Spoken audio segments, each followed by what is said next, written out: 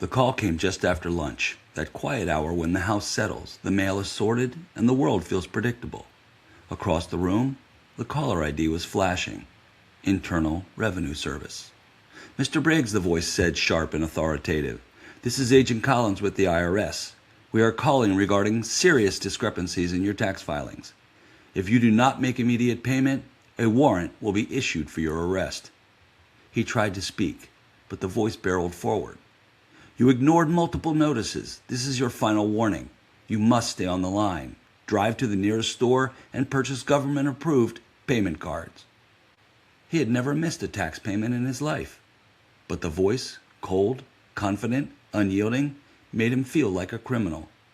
He was confused, shocked, and he only knew one thing. He was scared. He got in his car, and he drove to the store. He bought the cards. Tonight, we expose the truth behind the IRS impersonation scam, a con that thrives on fear, urgency, and the trust seniors place in authority, and a story that begins with a voice that never belonged to the IRS at all. The agent who never was. It always starts with a voice that sounds official. For 76-year-old Walter Briggs, the call came just after lunch, the hour when the house is quiet, the mail is sorted, and the mind is unguarded. His phone lit up with a Washington, D.C. area code. The caller ID read, Internal Revenue Service. He hesitated, then answered. "Mr. Briggs," the voice said, cold and clipped. "This is Agent Collins with the IRS. We are calling regarding serious discrepancies in your tax filings. If you do not make immediate payment, a warrant will be issued for your arrest."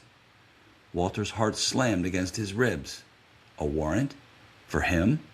A man who had never missed a payment, never broken a rule, never even returned a library book late. The voice continued, layering urgency with intimidation. "You must stay on the line. Do not hang up. Drive to the nearest store and purchase government-approved payment cards. Failure to comply will result in law enforcement arriving at your home today." Walter's hand shook. His pulse hammered, his breath shortened. His world shrank to the sound of that voice, authoritative, unyielding, terrifying. He tried to explain that he'd never received a letter. The voice cut him off. "We sent multiple notices. You ignored them. This is your final warning." Walter had never broken a rule. He didn't know the IRS never calls out of the blue. He didn't know real agents never demand gift cards. And he didn't know scammers keep seniors on the phone, coaching them step by step, feeding on fear until logic collapses. He only knew one thing. He was scared. So he got in his car, he drove to the store, and he bought the cards. He read the numbers aloud, one by one, to the stranger who had stolen his peace long before he stole his money. By the time Walter's daughter arrived that evening, the damage was done. The scammer was gone, the money was gone. And Walter, a man who had lived through wars, recessions, and heartbreak, sat trembling at his kitchen table, ashamed that he had been fooled. But he shouldn't have been, because this scam isn't about intelligence. It's about fear. It's about pressure. It's about criminals who know exactly how to sound like authority and exactly how to prey on seniors who simply want to do the right thing. And Walter's story is far from the only one. What did we learn in this story? 1. The IRS will never call you out of the blue. They send letters first, always. Any unexpected call claiming to be the IRS is a scam. 2. No legitimate agency demands payment by gift or government cards. Gift cards equals scam, every time. 3. Scammers use urgency to shut down your thinking. If someone pressures you to act immediately, hang up.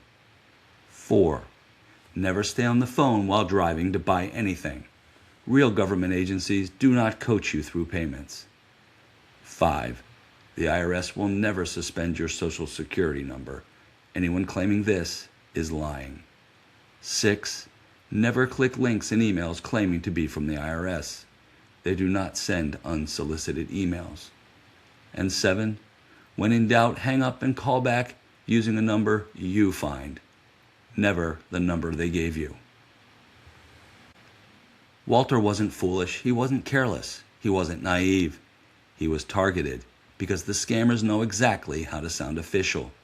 They know how to weaponize fear. They know seniors don't want trouble with the government, and they exploit that instinct with precision.